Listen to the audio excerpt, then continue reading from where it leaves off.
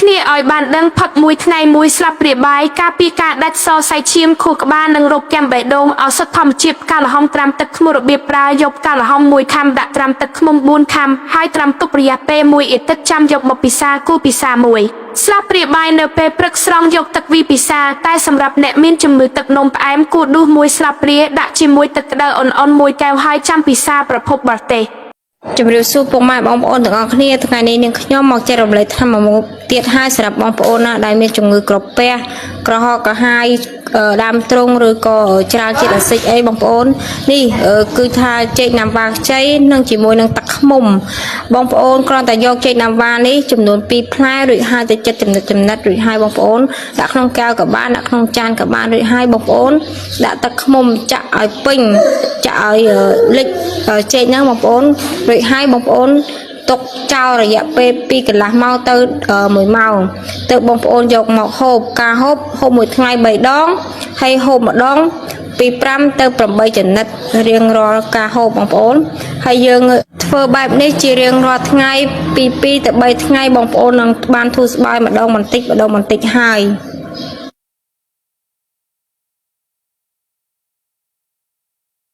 កំតន់អស់សង្ឃឹមចំពោះអ្នកដែលកើតជំងឺថ្លើមប្រភេទ B និង C គឺជាដំណឹងល្អសម្រាប់បងប្អូនដែលគាត់ព្យាបាលនៅជំងឺថ្លើមប្រភេទ B និង C នឹងអស់លទ្ធភាពហើយមកងាកនឹងការប្រើថ្នាំខ្មែរដែលជាប្រភេទរុក្ខជាតិបុរាណបានដោយគ្រាន់តែលោកអ្នកចំណាយពេលវេលាបន្តិចដើម្បីស្វែងរកថ្នាំរុក្ខជាតិតែ4ប្រភេទតែប៉ុណ្ណោះទាំងនោះមានដូចជាដើមអំពិលប្រក់ផ្លែវល្លិសៅម៉ៅព្រៃដើមប្រម៉ោយដំរីនិងដើមពេញប៉ោះស្រោមដោយយករុក្ខជាតិឱសថទាំងអស់នេះយកទៅហាលឲ្យស្ងួតវិធីធ្វើត្រូវយកដើមរុក្ខជាតិទាំងអស់នេះស្ងួតនឹងយកមួយមុខបន្តិចបញ្ជាក់ចំពោះដើមប្រម៉ោយដំរីដាក់តិចជាងគេប្រហែលជា5ទៅ10ក្រាមបានហើយព្រោះដើមប្រម៉ោយដំរីមានជាតិថ្នាំខ្លាំងហើយបើសិនជាយើងដាក់ច្រើនវាអាចនឹងឲ្យពុលក្អួតអញ្ចឹងហើយសូមដាក់ទៅតាមដែលខ្ញុំកំណត់ត្រឹមតែ5ទៅ10ក្រាមបានហើយកុំឲ្យលើសពីនេះយកទៅដាក់ទឹកចំនួន1កំសៀវដាំរំងាស់នៅសល់ប្រហែលជាកន្លះកំសៀវចាំទទួលទានហើយគួរតែទទួលទានក្រោយពេលបាយរួចកុំពិសានៅពេលដែលពោះទទេអីពិសាឲ្យអស់ចំនួន1កំសៀវនឹងបងប្អូនប្រហែលរយៈពេលកន្លះខែទៅ2ខែ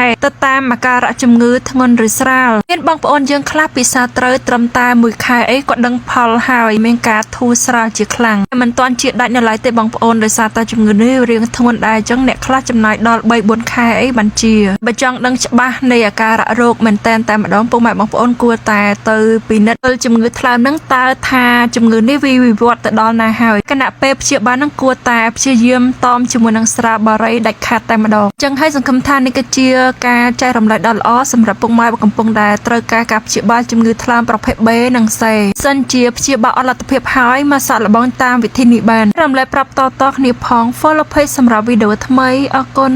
ថ្នាំព្យាបាលពុកឆ្អឹងស្ពតឆ្អឹងមើមខ្ជាយនិងស្លឹកជីនាងវងរបៀបប្រើយកមើមខ្ជាយចំនួន2ខាំយកស្លឹកជីនាងវងចំនួន3ខាំដាក់ទឹកចំនួន1លីត្រយកមើមខ្ជាយនិងស្លឹកជីនាងវងពុកបញ្ចូលគ្នាបន្ទាប់មកដាក់លាយជាមួយនឹងទឹកចំនួន1លីត្រកូរឲ្យសព្វពុះជ្រឹះយកទៅទឹករបស់វាយកមកហូបការហូបមួយថ្ងៃ3ដង1កែវរាល់ពេលមុនបាយ30នាទីព្យាយាមហូបចាប់ពី4សប្តាហ៍ទៅ5សប្តាហ៍នឹងបានធូរសះស្បើយហើយ